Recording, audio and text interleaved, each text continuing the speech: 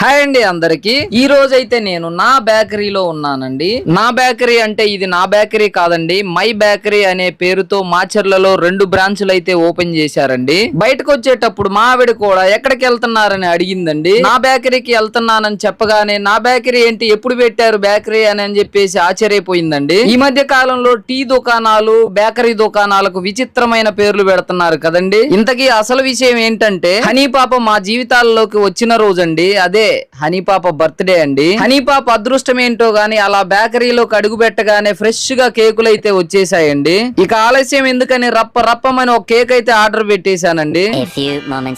ఇక్కడ హనీ పాప ఏమో వాళ్ళ ఫ్రెండ్స్ కి అయితే ఇన్విటేషన్ ఇచ్చుకుంటుందండి. ఫస్ట్ అయితే హనీ పాప చేత పూజ అయితే చేయించానండి. ఆ దేవుణ్ణి అయితే నేను ఒకటే కోరుకుంటానండి, స్వామి నా బిడ్డలకు సద్బుద్ధిని ప్రసాదించి వాళ్ళ జీవితంలో సుఖ సంతోషాలతో ఆనందంగా ఉండేలాగా చూడమని. ఫైనల్ గా హనీ పాపకి, వైశు పాపకి అయితే నా ఆశీర్వాదాలు అయితే ఇచ్చానండి. బయట హనీ ఫ్రెండ్స్ అయితే వెయిట్ చేస్తున్నారండి. ఇంకెందుకు ఆలస్యం, స్టార్ట్ మ్యూజిక్.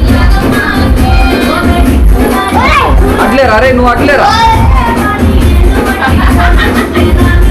హనీ పాప క్యాండిల్ అయితే ఊపేసిందండి. అందరం కేక్ తిందామని అనుకుంటున్న సంతోషంలో ఒకటైతే మమ్మల్ని డిసప్పాయింట్ చేసిందండి. దీన్నైతే పోపర్ అంటారంటండి.